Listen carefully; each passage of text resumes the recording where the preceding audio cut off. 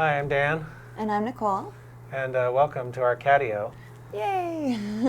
We thought we'd break our usual train format this week and talk about how we built this screened-in porch slash catio. It was kind of all Nicole's idea, and we both worked on it really hard, so we wanted to show it to everybody. It was a definite labor of love. Yeah. And the cats are super happy to have it, and frankly, so are we. Yeah. This table has now had lunch and dinner at it a couple of times, and it's been really nice to just be able to relax and not have to worry about flies or anything else. We live in a rural area. We have a lot of horses, which are excellent to see, but not very excellent to live near when it comes to bugs. Yeah. So anyway, let's take a look at how we made it. So these are two of our cats. That's Felix. Yeah, he's our latest addition. We adopted Benny's the boy, and June is the girl, and then Felix was one of their siblings who wasn't claimed by anybody, so we went back and got him too. There's June. Yeah. There's Benny and Felix wrestling with June watching. Yeah. So they seem to like it. They love it out there. Yeah. Yeah, they're pretty happy. Look at how happy they are. So anyway, we thought we'd go through this, since some people have been asking how we did certain things, to just talk about some of the things we did to build the catio. Yeah, because building on any level is building. So this is what this space used to look like when we first bought it. Yeah. And those are our gates, but... Yeah, we had some dog gates up, and it kind of had that little adobe wall. There it is. Yeah, and it was okay, but not especially usable, because we live in kind of a semi-rural area, and there's a lot of flies, so we couldn't keep anything open because of the flies. So we started to demo the wall. I'm gonna label this what happens when I get pissed off at you. Yeah. This is just the start. We had a long way to go at this point. We found some interesting things. This was kind of the wall when it was half torn apart. There were actually a little pair of gardening shears left inside it. So you never know what you're going to find when you start demoing things at your house. Oh, we should have kept a basket of all the things we found inside the walls. Yeah. So this is what it looked like when it was kind of partly demoed. One of the other reasons we did this is because Nicole brought her spa down from Oregon, and it wouldn't fit through the archway. Even after we demoed part of it. Yeah, even after we so demoed. Sad. The other thing was that archway, because it's so low that it was kind of a head knocker. You hit your head a lot. Yeah. So this is another view with the stucco and some of the plywood removed. And inside were some posts. We got rid of most of those except for the ones that went up to the roof. Right. And this was the where the archway was, which was just wonderful workmanship too. You can see the kind of not quite matching slanting boards on either side. Fortunately, those didn't seem to really be doing anything. Also, because they wanted the arch, they halved the header there. You can see one part going away from there is a very thick, nice header. That's what's supposed to be there.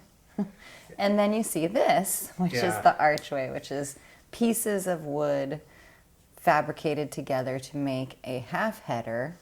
With this little tiny piece in the middle, which made no sense at all. I called it the sandwich piece, because who knows? Yeah. Oh, so everything's open now, yay! Yeah, this was around Christmas time one year. We've been working on this for a while. So you can see we had some tools in there, and that's kind of what it looked like. We had most of the wall down on one side and all but a little bit down on the other side. It's a lot of work. It's raining right now, as you can see in the picture, but we're still working. And here it is later after the spa was moved in. The spa arrives and is in, yay! And I installed some redwood. We put some extra posts in and also some pieces on the bottom. And this is after we painted it, a charcoal color. Yes, these are all of the posts, and all of it has been painted a very lovely charcoal color. And part of the reason I added more posts is because I didn't want any individual screens to be too big. I read something online about how big they should be, so tried to keep it below that size. So here we are painting. No, I am done. It's You're not done. done. You need help. Okay. You need to help.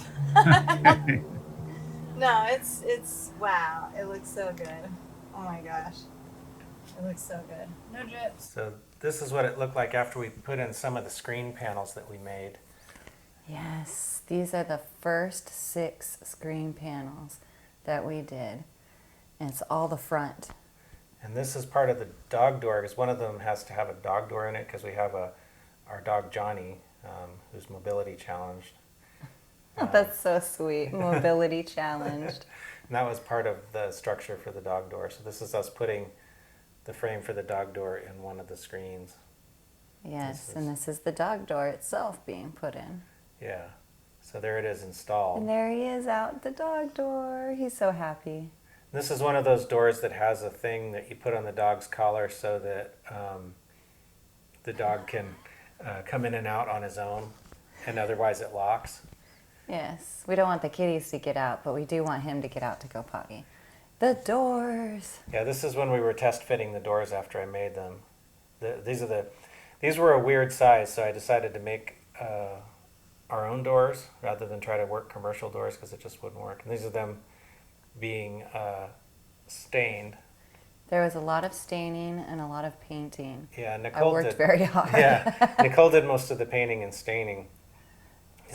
Look at how short I am. I'm trying so hard. And these are some of the screen frames that we made. These were actually made out of 2x2s. Oh, I really liked this side too. It's the other side by the spa that you're looking at right now. And I just think that the shapes really are eye-pleasing. Like, Daniel worked very hard to make sure that the cuts and the angles were really just amazing. And this is me. This is a 1x6, and this is how I made the doors. I'm gonna go through how I made the last door for the side. Basically, starting by cutting an end off just to get a good end on the board, and then measuring and cutting the pieces. And I basically did it with laminating layers with some wood glue. This yellow wood glue is kind of really good for wood-to-wood joints. And I used an exterior kind because there's different ones. This one is rated for exterior, so it's good for being outside. And I don't know if this is really the official way to make doors, but it seemed to work. It worked really, really well. I love our doors. So basically what I did is I cut, two pieces that were the height of the door and then 2 other pieces that were the width of the door, and then sandwiched them together and clamped them like this. I used some extra pieces of scrap wood so that the clamps wouldn't dent the actual wood that's part of the door. That's very smart. So I'm just securing the clamp right here. And here I'm using a square to make sure that the 2 pieces are perpendicular, perfect 90-degree angle. The side door was actually a standard size. It's basically 36 by 80 inches, but I decided to make my own anyway just because I wanted to match the other 2. I think it would have been pretty weird if it would have been a different door. Everything is very custom, and then boom, just a regular door. That just wouldn't have looked right. I think it looks beautiful the way it is. I really like this door too. Yeah, I think it came out nice. This is me putting some 2x4s across the sawhorses because the sawhorses weren't quite wide enough to hold the door. So, and then once I had the frame built and clamped, then I went ahead and measured the distance between the pieces so that I could finish out the door by filling in, because it's in 2 layers basically. So I wanted to fill each layer to make it, the same size throughout. So you're kind of saying like a jigsaw puzzle. You had to do this frame, and now you're inserting pieces of wood in all the places that are kind of open. Right. Still. Okay. Right. That makes sense. And then these were also glued and clamped. Right. There was a lot of clamps. There was a lot of clamps. You can never have too many clamps. I've heard other woodworkers say that, and I think it's true. I think we learned that it was very true. Yeah, and so once the front of the door was done, then I flipped it over And did here's the one other of side. those fill-in spaces that you're talking about yeah, that you have to measure and then pop in a piece of wood, right? right. So this whole door frame is just glued together. There's no fasteners. Right. That's nice though because there's nothing to be, showing any difference or to make it seem like, there's any holes in it or anything. Yeah. It just looks really fluid and nice. So here I am starting to create the screen frames for the doors, and these are basically similar to the screen frames that I made for the walls, except that they're 1x2s instead of 2x2s. Wanted to make them a little thinner so that they didn't stick out and interfere with the doorknobs or look too clunky. Right. Plus the doors flip open all the way and we wouldn't want anything that would like push out into the other Right. screens. So basically what I did is once I cut one, I clamped it to another piece and then cut another piece the exact same size so that I'd have two identical pieces. These would be the top and bottom, and then I did the same thing for the sides. That's an awesome idea. Just in case you're even just a hair off, you've cut the other one at the same time, the same place, so it would be a hair off too. Yeah. I have these neat little angle clamps too, which really helped the process tremendously. These have been sitting in my toolbox for a long time and I never really used them, but I got a lot of use out of them on this project. We got a lot of new tools on this project too, and We a lot did. of new clamps and a lot of new stuff that really helped us.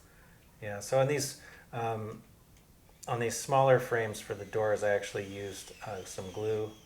And the frames for the walls, because they were 2x2s, I actually used 2 screws in each. But in this one, I only used one because there was just not enough room to put 2 screws in it. So basically drilled it, countersunk it, and then put in a screw. And then with the glue also, and then clamped it. And there is the door and the frame clamped on the floor, drying. And Getting ready for me. yeah, and then once it's dry, you can take the clamps off. And then I also, because these are so thin on the back, I went ahead and used a staple gun and put some staples in it to reinforce the joint. This is a countersink bit that drills and countersinks at the same time, which is a lot more convenient than using a separate countersink.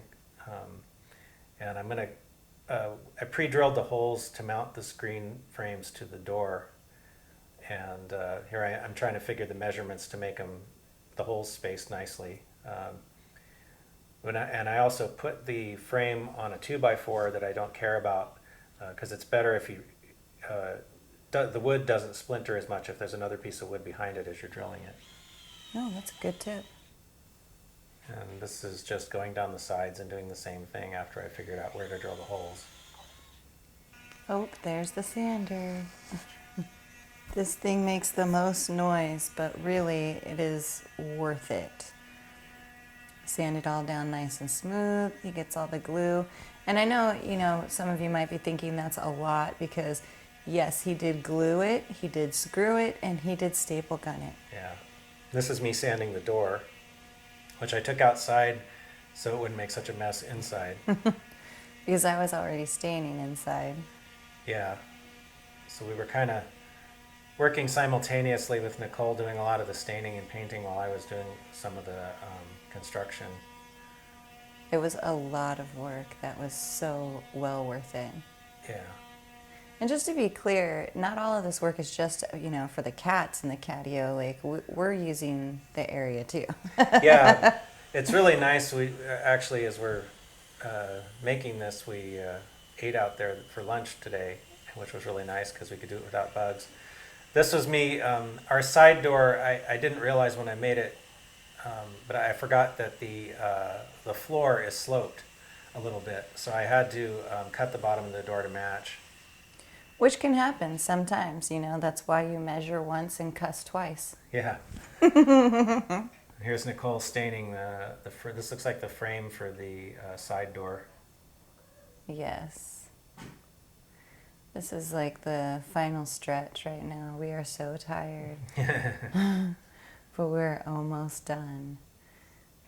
And you know, again, because we live out in the rural area, we have a lot of bugs, we have a lot of flies. There's so many horses, which I love to look at when we drive by. And I love to go slow so I can see all the animals. So I wouldn't change anything for it. So doing this work was really just a labor of love, honestly. Yeah, I think it came out pretty nice. I think so too. The staining was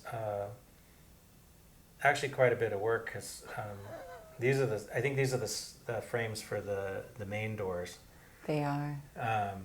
Which are exactly the same. They're just a different shape because the doors are a different size. But otherwise, it's built the same way. But Nichole had to do 2 coats. Well, we did 2 coats of everything, but the paint wasn't such a big deal because it dries fairly fast, but the stain takes a long time. The stain takes a long time to dry. Yeah. It dries, but it stays tacky for a good amount of time. Yeah. And, you know, you don't... We have a lot of space as far as space is concerned. But when you have a bunch of these frames and they all need to sit and dry for 3 days, and it's just not copacetic to space. Yeah. I'm saying stain too, but this is actually, it's kind of one of those polyurethane kind of a product that stains and coats at the same time. And it's also rated for exterior so that it should hold up, you know, to weather, hopefully. Right. The reason why we did it this way is so if anything happens to the screens, we can just take off the frames and fix the screens. Right. And that way it's not anything in the structure necessarily. Right. Nichole's actually using a tack rag now to wipe the dust off the door. Because that's the door that had to be cut, so you have to go back and wipe the dust off it. Also, if you have any places that need to be resanded, that's how you find out. Yeah. Pretty quick. Yeah, and here I am measuring for where to place the doorknob. And that's a hole saw that actually came with a drilling template that I bought so that it puts everything in the right places. I put the doorknob about 3 feet above the floor because all our other doors are about the same at that height, so I figured that was probably right. So once you cut one side, then you use the pilot hole that it drills to cut the other side. It's pretty cool, actually. And then there's a little, another smaller hole saw that cuts the hole for the lock. I thought that was pretty awesome. So this is a router template for the hinge, and it's pretty cool. The one thing I've done is to use this piece of scrap wood here as a spacer because the little clamp that it has in it tends to put a little indent in the door wood, so I didn't want that to happen, so the scrap will protect it. Now you basically just clamp this on and then you use your router and it makes a perfect hinge cut. So I got this router because I was originally trying to do this kind of stuff with my Dremel tool and it wasn't working very well. So right tools for the job definitely helps. Also, this has a depth guide over here, so you can set the router bit depth to be just right for the hinge.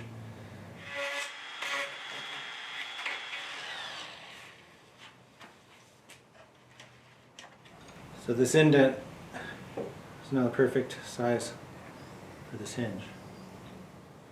So this drill bit came with the hinge template, and it's pretty cool because it has a little thing around it that fits in the recess in the hinge, so when you drill, it comes out like that. It's a little hard to move because it's sprung, but it puts the hole right in the center of the hinge hole, so that it takes the guesswork out of trying to get the screws in there.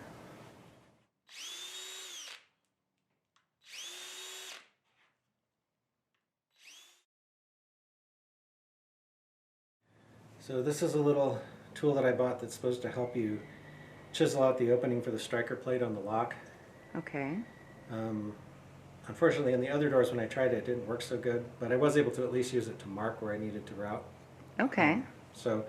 Anyway, the idea is that you put it over the hole, and it's got a little guide to kind of help keep it in place. And then you're supposed to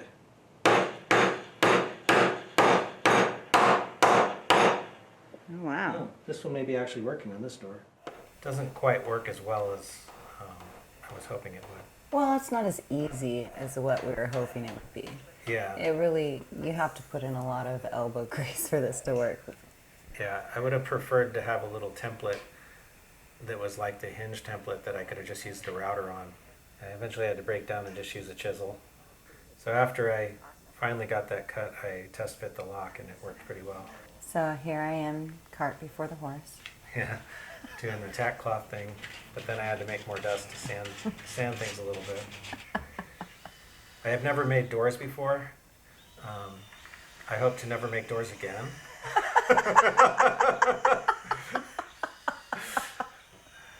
I do have to say that, you know, when we look at this, we'll be able to look at it and say, this is our work and the last thing we're ever going to do this big. Yeah. Because, wow.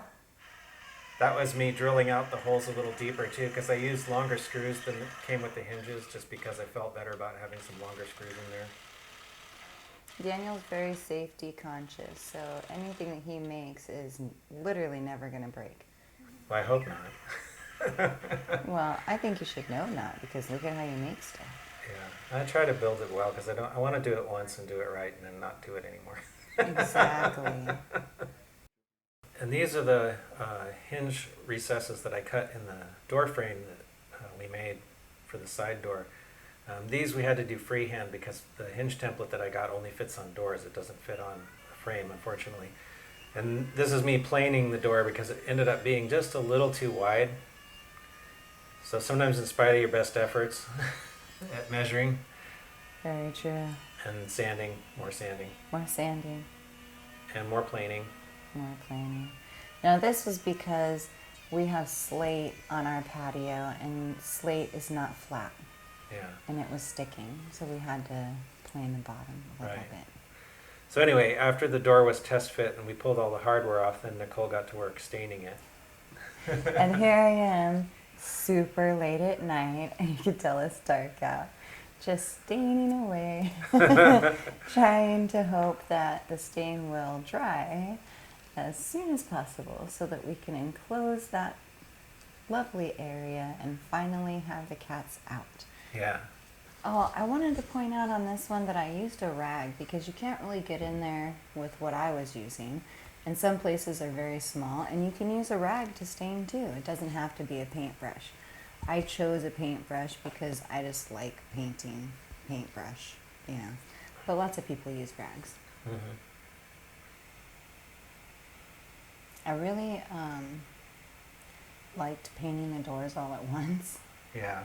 Because once they were hung, I could paint or stain the last two sections that were the top and bottom. Mm-hmm. So I got on my hands and knees and on my butt and sat down and painted above my head so that they could be painted all at once and be a little less hassle and no drips that way.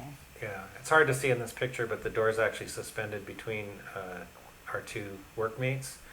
So Nicole could paint pretty much everything except the part right where it's on the workmate. So, and that we did later after it was hung. Right, and that was easy because once it's hung and it's just one side, I could just, you know, stain it up real quick, come back to the second coat. Plus, I think it dried faster that way too because, you know, it's aerated and it was out in the sun, and it made it really nice. So once the stain was dry, I started to put the door hardware on. This is the screen material that we used. It's called Doka screen. I guess that's how you say it. It's kind of a nylon screen that's stretchy. And basically what we're doing here is using the staple gun to staple it to the back of the frame. And Yeah. This is how we did all the screens. This is how we did every single screen. I know this is probably not the official way to make screen, because I know I looked it up online and this wasn't really what I was finding, but this was like something simple that I thought we could do ourselves, so that's how we did it. This worked for us. All the other stuff was you have to get this metal, you have to get a tool, you have to do these different things, and we just wanted something that was simple that you could pull off if something happened to it and put something back on. So the way we came about that to make it tight is that we really pulled on it and stretched it and really put down anchors in the corners of two, one top and one side. And that way, when we went to the other top and side, we could pull against the one that was already stapled down. Right, so we've done both corners here, and now I'm just going across one side. Correct. Yeah. And this, Now we're doing the long corner. right, and I think this works because this material is stretchy. I don't know if it's nylon or what it's made out of, but it does have an elasticity to it Correct. that like a metal screen probably wouldn't, Right. you know, Yeah. so, Or even the regular screens. yeah. Anyway, we picked this one because it's supposed to be, supposedly, pet resistant. Yes. You see how easily those scissors go through it. We'll see. Yeah. Yeah, so basically once we had it tacked down, then Nichole went and cut it down so that the material was a little bit easier to work with. And then we stretched it more and stapled it. So here we are. We're just in the first corner on one of the long ones. And I'm pulling as he staples. And this is, you see extra, there's extra on purpose. That's so that we can fold it over and put extra staples in it and make doubly sure that it's really strong and won't pull apart in the corners or the bottom where maybe a kitty might dig. Right. Yeah. So it's, you know, like I said, supposedly pet proof. Right. We'll see. Right. So other people that might not be making it for a cat or a dog, it might just be something that they're doing for themselves. They might not need to go to some of the extremes that we had to go to make sure that it's completely enclosed Right. and completely claw friendly. So there's Nichole trimming it down yet again. And this is the last area. Now you see my foot, I'm pushing against that bottom frame as I pull towards me. That way I'm getting a really good stretch because this is the last frame. Now we're going to cut it down one more time so that we can fold it. Yeah. And there's Here's this our fold. folding both corners at once. It's a little tricky to do both at once. It is. It's really a two-person job too. I don't think you could do this with just one person.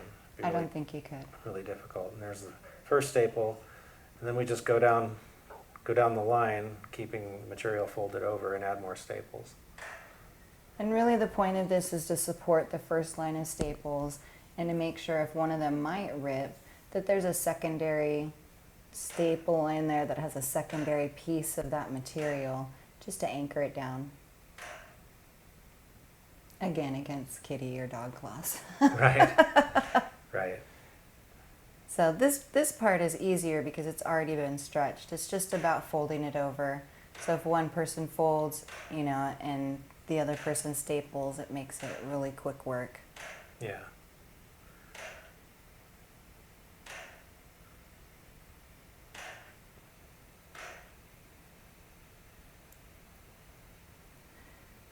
None of this is going to be seen, but look at how beautiful that is. Just saying. It's all facing the wood. You can't see it, but the staples are just so orderly. And then when it's finished, This the is what it screen looks is like. stretched, and that's the back. And I think we're gonna, yeah, there we go. Yeah, and here's Flipping the it front. around. So when it's, you know, here we are gonna attach it to the door. And so the folded over part with the staples is gonna be against the door frame, so you won't see that. Right. That's why you really want to make sure you cut it down properly too, because you don't want that sticking out on the sides. It'd be harder to cut once you put it up. So these are again, the main doors. And here we were just trying to level everything. And I was actually more concerned that the two screens were level with each other so that they were at the same height, so it didn't look weird. Right, so you'll see me move the level in a minute here. Yeah. So I really need to grow so that things like that don't happen. That almost hit your face, baby. Dang it. No, it didn't. It's okay. Yes, it did. No, I it mean, didn't. I bet it didn't actually. It almost did, but it Right, didn't. I know it didn't, but dang, that was Little- way too close. Little safety problem there. So then we had a little slippage and we weren't sure Oh no, not on this one. We did really well, huh? Yeah. Oh. No. We were being very careful to try to get them in the right spot before we actually started drilling holes Yes. in our nicely stained and There it finished goes. doors. So yeah, we just wanted to make sure that the top was even. And then I needed a ladder. I feel like when I look at myself on there, I look like I'm like only 5 foot, but I'm actually taller than that. Come on. We're doing the very middle of the top right now. Just yeah, it's kind of Just hard getting to see. one screw in, right? Sorry, my back is to the camera. Just getting one screw in the middle of the top. Well, once we do that, then we'll re-put the level on there so that we can make sure that the screw that we put at the bottom is in the right place.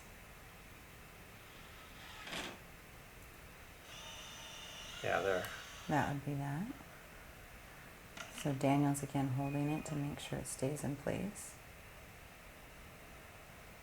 And after this, it's just repetition to put screws in the rest of the holes. And this is Correct. the mostly finished Catio, now all enclosed, with a lot of the cat trees and things in there. This is the outside. You can see the different screens, the doors. So I think overall it came out pretty well. It's beautiful. I absolutely love it. I couldn't be more happy. Yeah, our spa's in there. That's some of the. It was a little weird to figure out all those shapes for the little screens around the door because the roof angle and everything. It was a lot of mathing it out, but it worked. So there's still a few little details we need to take care of with things, but overall it's pretty much finished. Right, we're decorating now. Like now there's a rug in there that wasn't Yeah. in there.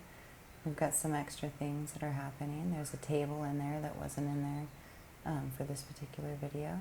So, I mean, it's a slow but sure process, but the point is it's enclosed and it's safe for all animals and us to be outside and enjoy the very beautiful California weather. And there's Benny. Benny! Well, this is their first time out there, and I Yeah. was teaching them how to get down off of that one because they hadn't been on a big tree that big. Oh, there's June. And Felix. Oh, Felix. So Aw. they like it a lot out there. They spend actually quite a bit of their time out there now. They do. And so do we. And so do we, yeah. Yeah. Yeah, it's turned that space actually into a much more pleasant place to be because there's not the flies, buzzing around all the time. And it's kind of like, it almost feels like it made the house bigger. Right? It's Because just- really there's like, let the outside in. Yeah, so when it's, of course when it starts to get cold in the wintertime, we might not use it quite as much, but But they'll still use it They'll because they still have use fur coats. they do. Yeah. And this girl here is such a boss. She's already using the dog door. Yeah. So she can get out there. What they're sitting on right now is actually something that hides one of their potty boxes. So there's 2 of them out there, so they have a place to go to the bathroom out there. They can come in, they can get water, they have their food on the counter, they're all set. Yeah. So anyway, I think it turned out pretty good. Yeah, I think it turned out wonderfully. And look at how happy they are. So anyway, that's pretty much how we built it, and thanks for hanging out and taking a look with us. Yeah, that's our Catio. Our cats absolutely love and adore it. We have 3 kitties who absolutely love and adore it. And trying to tempt them up here with some treats right now. Right, so you guys can see There's- him. There's one. there's Benny. Hi Benny. Benny really likes treats. He does. Come here, big girl. Well, actually, all of them really like treats. They're just not sure how to get them yet because they're kittens. Hi. Oh, Benny's figured it out. Oh, there's Felix. There's Felix. Hi, Felix. Would you like a treat? Good June boy. being shy. Juju's, come here. Come here, Juju's. No, you cannot have your sister's one. Come here, Juju's. Come here, big pretty. Come here, big pretty. Come here, big pretty girl. Here she is. There she is. Oh, there's Miss June. Oh, she is so beautiful. Hi, baby. Anyway, I think it's a success. Super success. Yeah. They love it. We love it. We use it a lot now. This was just a dead space. Seriously, we never Yeah. used it. So, Now it's amazing, beautiful, and brilliant. yeah. So anyway, thanks for watching. Thanks for watching.